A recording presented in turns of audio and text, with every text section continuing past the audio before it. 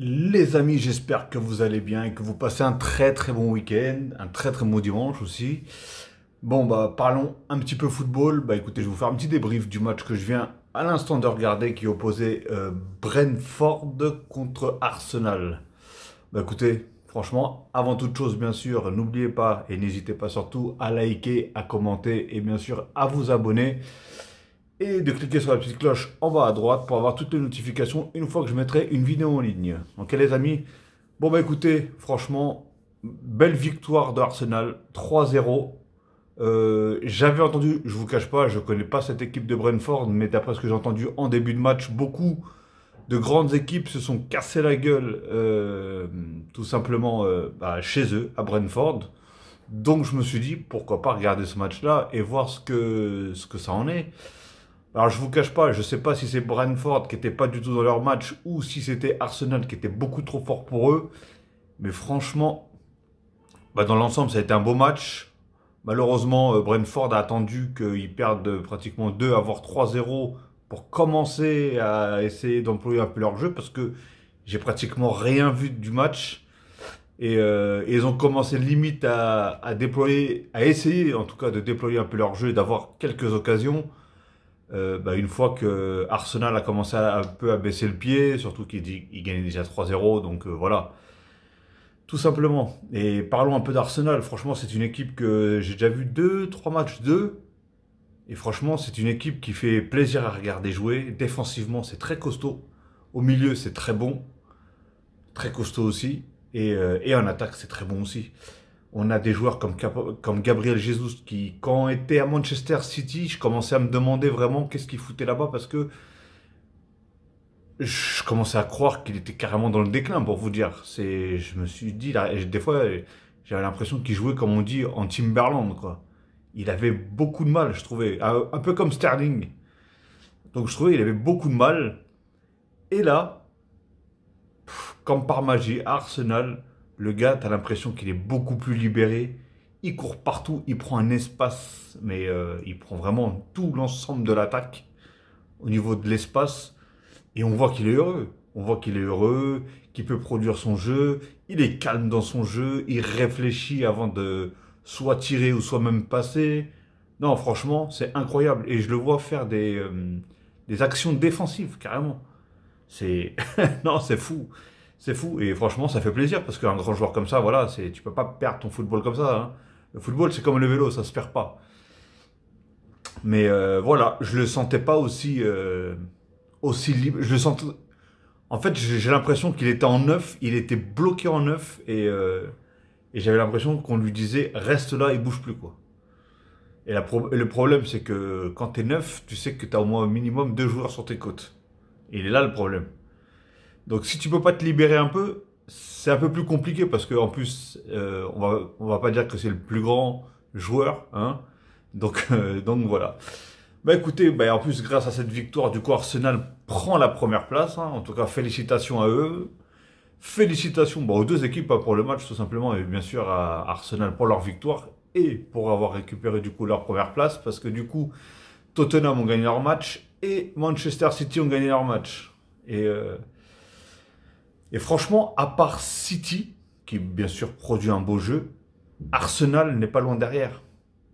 Parce que franchement, ils produisent vraiment du beau jeu. C'est pas des buts à l'arrache, c'est pas des buts non construits, etc., etc. C'est propre, c'est beau, ça fait circuler la balle.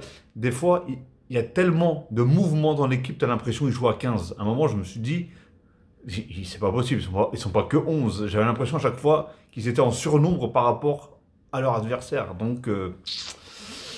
Donc voilà, et du coup, oui, ils récupèrent leur première place. Bah, déjà, félicitations à eux, encore une fois. Et comme je dis beaucoup de fois, c'est bien beau d'être en première place. Parce déjà, c'est dur, bien sûr, d'avoir la première place. Mais le plus dur, c'est pas de l'avoir. Le plus dur, c'est de la garder, cette première place. Parce que quand tu es dans un championnat, qui est pour moi le plus difficile, hein, qu'on le veuille ou pas, c'est le championnat où est-ce qu'il y a le nombre... Oh, j'arrive même plus à parler, j'arrive même plus à trouver mes mots. Les nombres d'équipes les plus fortes, tout simplement. Le plus grand nombre d'équipes, voilà. les plus fortes, hein, en comptant, bah, après, voilà, il y en a qui sont pas encore dans le move, mais bon, on a City, Arsenal, Manchester United, Chelsea, qui en ce moment est un petit peu en difficulté d'après ce que je comprends. J'ai l'impression que c'est un peu parti en vrille depuis que Abramovich ou Ibrahimo, je sais plus comment il s'appelle, le président, bah, du coup, a dû vendre ses parts, le club tout simplement. Et en plus, derrière, le licenciement de Tourelle, ça m'a choqué, hein, parce que j'ai l'impression qu'ils n'arrivaient même plus à produire de jeux. Bah déjà, je commençais à voir ça, si je me rappelle bien, c'était en fin de saison, parce que je crois que cette saison-là, j'ai toujours pas vu un match de Chelsea. Je me rappelle plus. Je peux pas vous dire si j'en ai vu un ou pas, je me rappelle plus. Mais, euh, mais oui, les derniers matchs que j'avais vus de Chelsea, je me suis dit, il est passé où le beau jeu de Chelsea? Quand ils avaient gagné la Ligue des Champions, là. Cette saison-là, ils étaient complètement incroyables.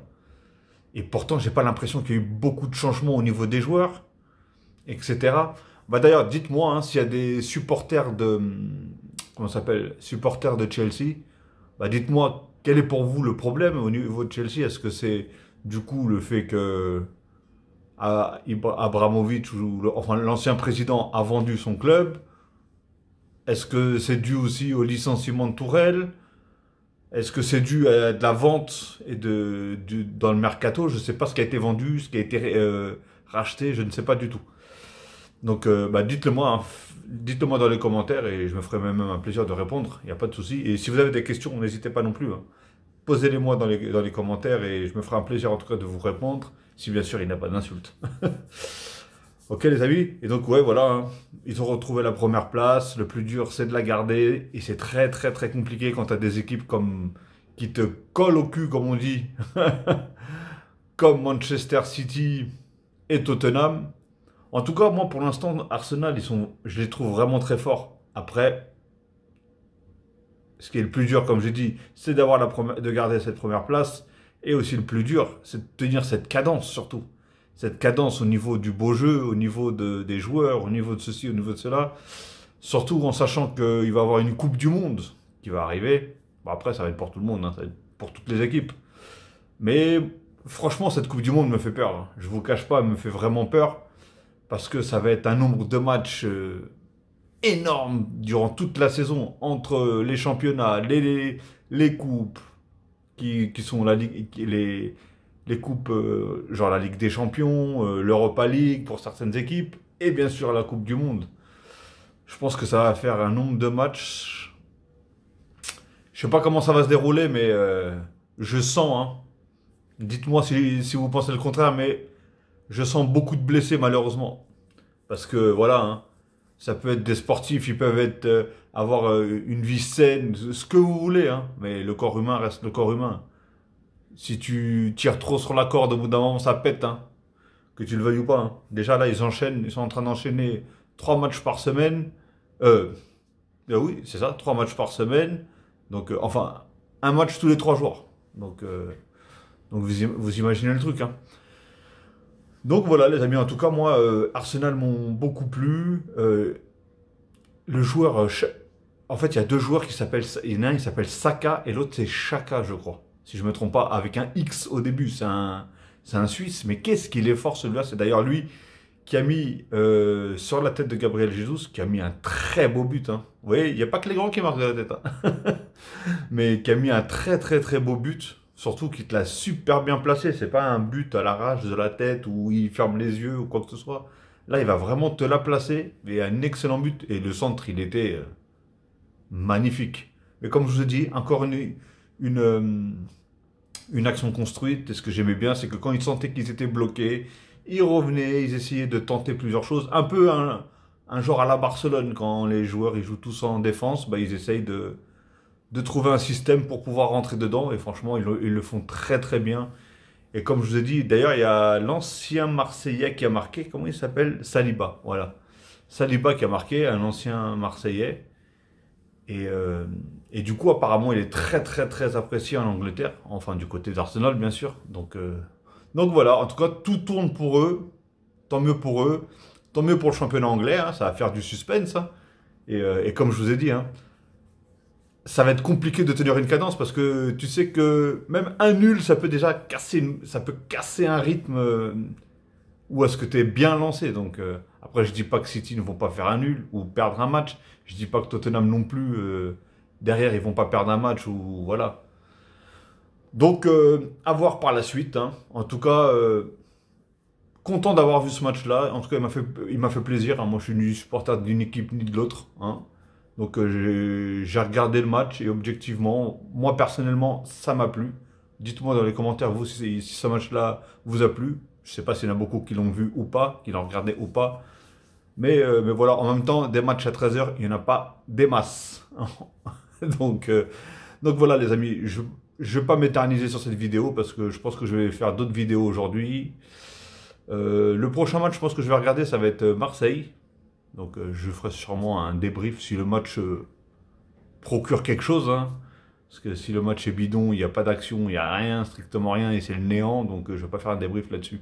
Et bien sûr, ce soir, je vous ferai un petit débrief du Paris Saint-Germain, qui est bien sûr mon équipe. Ok les amis, sur ce, je vais vous laisser, je vais vous souhaiter une très très bonne après-midi, ou une très bonne soirée, ou une très bonne journée, tout dépendra de l'heure que vous allez regarder cette vidéo. Et je vous dis à la prochaine, ou à tout à l'heure. Salut les amis, et prenez soin de vous.